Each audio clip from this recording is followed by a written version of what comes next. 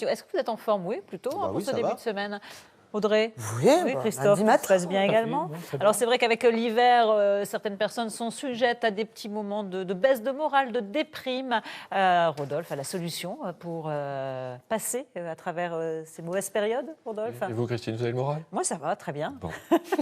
Alors, je voudrais juste préciser deux choses avant de parler des plantes, parce qu'effectivement, On va parler des plantes des antidéprimes. plantes qui peuvent aider effectivement à traiter un peu la déprime et la dépression légère et modérée. Mais je voudrais d'abord préciser quelques points. La première, c'est qu'en matière de dépression, qu'on soit psychiatre ou qu'on soit médecin généraliste, il faut rester très très humble en matière de traitement parce que c'est une maladie qui est complexe, les rechutes sont fréquentes et les médicaments allopathiques marchent souvent pas très bien malheureusement.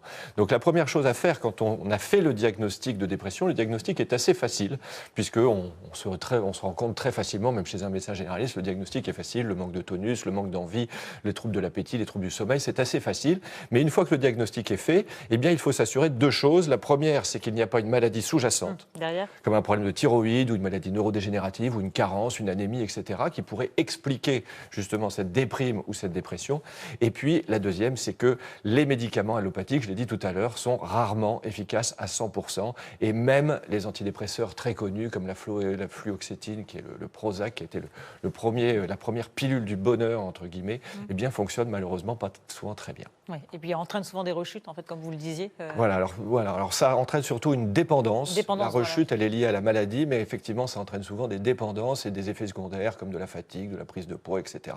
Donc moi, si évidemment c'est suivi et supervisé par un médecin ou un psychiatre et qu'il n'y a pas d'idée noire, c'est-à-dire que la vie du patient n'est pas en danger, s'il n'y a pas de danger, qu'il ne risque pas de se suicider dans les moments, dans les jours à venir, je conseille d'essayer d'autres thérapeutiques avant de passer aux antidépresseurs. Et notamment les plantes.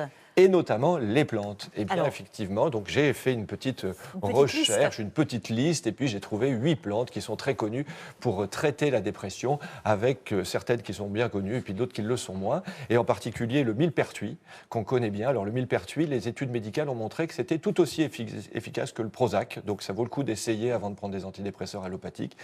Même pas ce phénomène de dépendance dont vous parliez. Donc pas de dépendance, pas d'effets secondaires, pas de prise de poids, on etc. peut arrêter à tout moment. On peut arrêter plus facilement.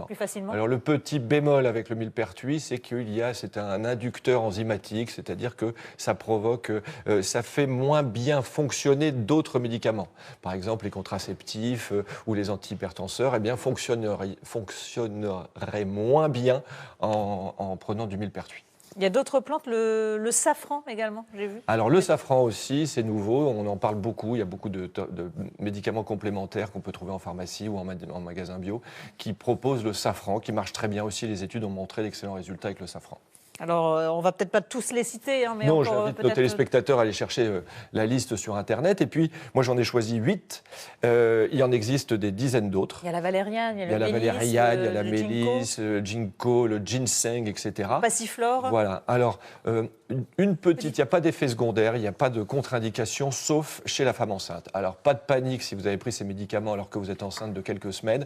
Ça n'est pas parce que le médicament est toxique pour la femme enceinte ou pour le bébé, mais c'est parce que les études n'ont pas été faites. Donc, principe de précaution, pour l'instant, on dit la femme allaitante et la femme enceinte ne prennent pas ces médicaments. S'abstenir, mais pas de panique, il n'y a rien de toxique là-dedans. Et puis, pour rigoler, il y a Norbert qui nous dit que le pavot, le cannabis, la belladone, que je ne connaissais pas, et la coca, vous ne les avez pas cités. Non, je n'ai pas cité ni la cocaïne, ni le pavot, ni le cannabis, parce que c'est Norbert qui nous écrit peut-être de Bogota ou d'Amsterdam, parce qu'en France, on ne peut pas les trouver. Alors c'est certain que effectivement, ça a une action psychoactive, mais ça peut peut-être traiter le manque de tonus ou l'excès d'énervement, mais chez nous, ce n'est pas possible. Bon, voilà, mais en tout cas, vous, la liste que vous avez préparée pour nous, on peut la retrouver bien sûr sur le site. Emmanuel, vous mettrez tout ça. C'est en ligne sur hdf.france3.fr.